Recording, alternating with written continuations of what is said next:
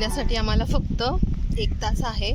1 तासामध्ये त्यांनी सर्व किल्ला फिरून पाठीमागे यायला सांगितले आणि ज्या बोटीने आलो त्या बोटीचा नंबर वगैरे लक्षात ठेवायला सांगितलं आणि त्याच बोटीने पाठीमागे जायचं आहे. इथून तुम्हाला किल्ल्याचा बराचसा भाग दिसेल आणि तुम्ही बघा केवढं मोठा आहे तटबंदी.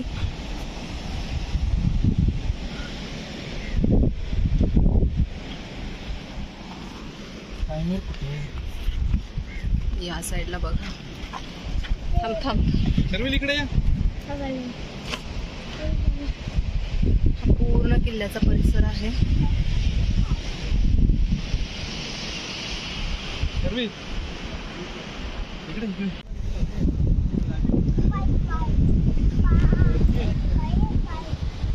या ठिकाणावरून तुम्हाला पूर्ण सिंधुदुर्ग बघायला मिळेल.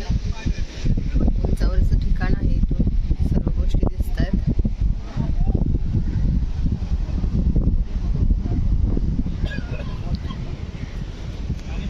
किल्ल्यावर हे अजून एक मंदिर आहे, भवानी मातेचं मंदिर, पण इथे कुलूप दिसतंय मला, तर हे आतून काही बघता येणार नाहीये. आपण बाहेरूनच दर्शन घेऊ.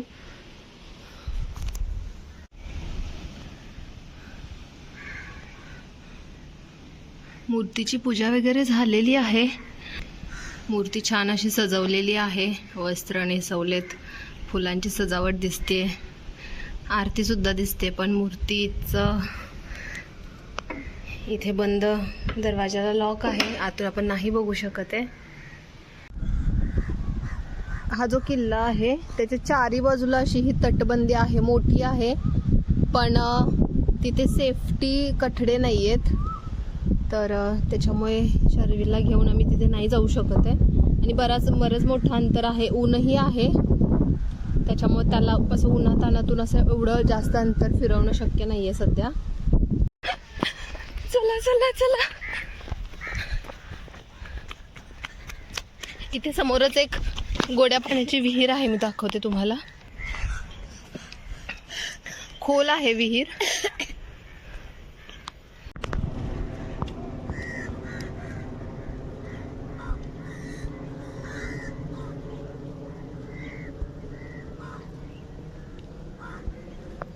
इथून सिंधुदुर्ग विमानतळ सुद्धा जवळच आहे, चिपीला आहे. तर बघूया, जर शक्य झालं तर ते सुद्धा बघता येईल. खूप जास्त गरम होतंय, अतिशय गरमी आहे, अतिशय. आणि शर्वीला घेऊन असं उन्हातानातून फिरणंच कठीण होऊन बसलं. पण खूप छान आहे ठिकाण. असे मध्ये मध्ये ना कचरा कुंड्या आहेत ग्रामपंचायतीच्या, तर सगळ्या लोकांनी असं कचरा एकत्र टाकला पाहिजे. खरं तर बऱ्याच जण आता टाकतायत, पण तरी आजूबाजूला थोडी घाण आहे. पण त्याला काय करू शकत नाही, कारण सगळी माणसं सारखी नसतात.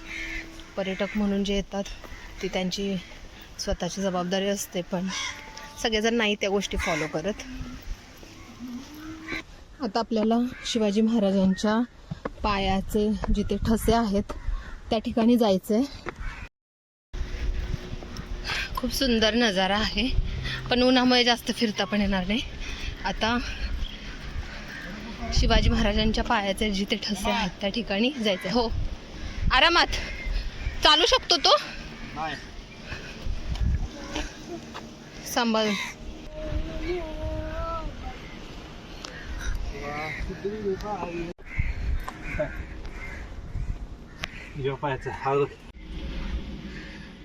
हा जो आहे तो शिवाजी महाराजांच्या पायाचा ठसा आहे.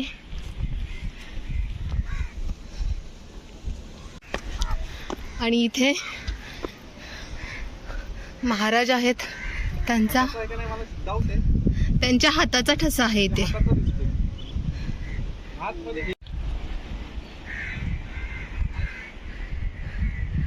महाराजांच्या हाताचा ठसा इथे आहे. आणि इथे आत्ताच बघितला, पण हा जो आहे तो महाराजांच्या पायाचा ठसा आहे इथे. आमचं जे बोट आहे त्याचं टायमिंग होत आलं आहे, 1 तास कंप्लीट व्हायला आलं आहे. तर खूप घाईमध्ये आता पळत पळत जावं लागणार आहे.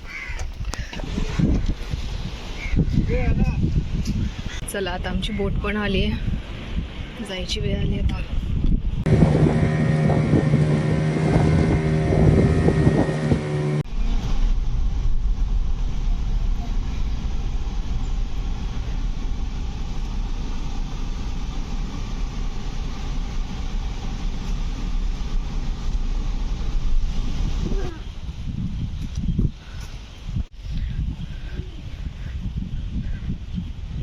आता मी सिंधुदुर्ग किल्ला बघून आलो आणि हा आहे राजकोट किल्ला.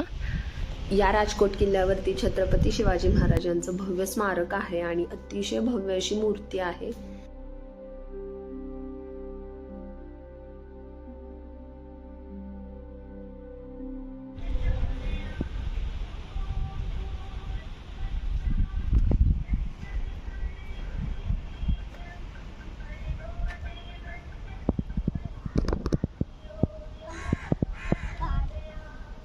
चल तिकडे बघ, ते बघ काय आहे. ते बघ शर्विन, छत्रपती शिवाजी महाराज की जय.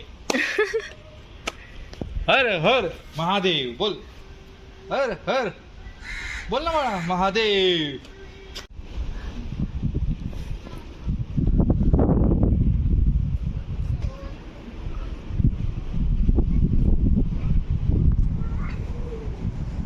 याचं इनॉग्रेशन जे आहे, उद्घाटन नरेंद्र मोदींच्या हस्ते झालेलं होतं.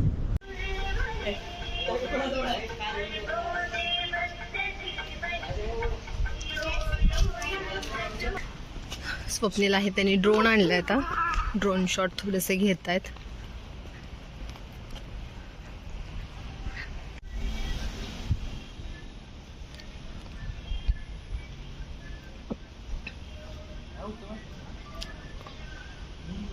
हा हा ठीक आहे ना, नाही जास्तच गरमी आहे, ऐकतोय का बघा. चला, जे कोणी पहिल्यांदा माझा व्लॉग हा बघत आहेत, ही गोष्ट त्यांच्यासाठी आहे. ते म्हणजे आम्ही जेव्हा कोकण ट्रिप केलेली होती, तर ट्रिपच्या दुसऱ्या दिवशी आम्ही सिंधुदुर्ग किल्ला आणि राजकोट किल्ला हे दोन्ही किल्ले बघितलेले होते. पण पूर्ण एका व्लॉगमध्ये शूट करून ते अपलोड करणं शक्य नव्हतं, व्हिडिओची लेंथ खूप जास्त होत होती. सो मी अर्धा भाग आहे तो मी या आधीच्या व्हिडिओ म्हणजे व्लॉगमध्ये मी पोस्ट ऑलरेडी केलेला आहे. तर त्याची लिंक जी आहे ती मी डिस्क्रिप्शन बॉक्समध्ये देऊन ठेवते, तुम्ही तिथे जाऊन नक्की चेक करू शकता ना. सगळे असं अंधार पडला ना, त्यामुळे व्यवस्थित येणार नाही.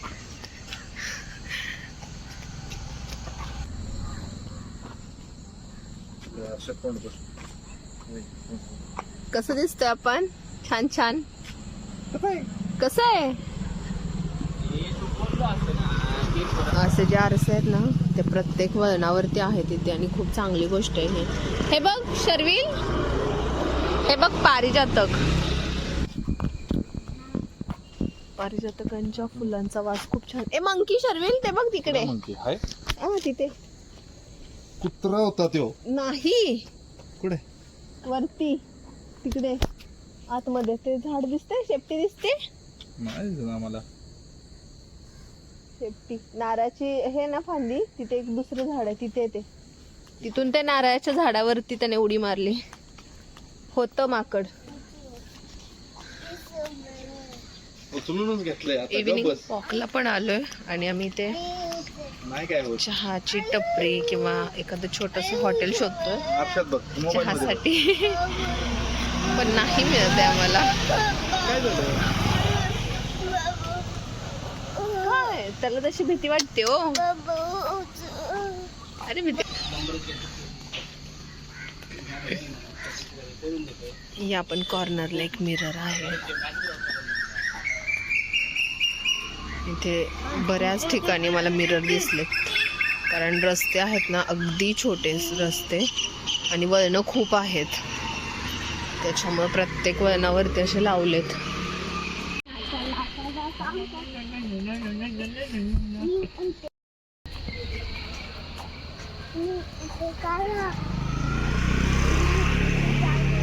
आणते कापूस, मी आणते जागा.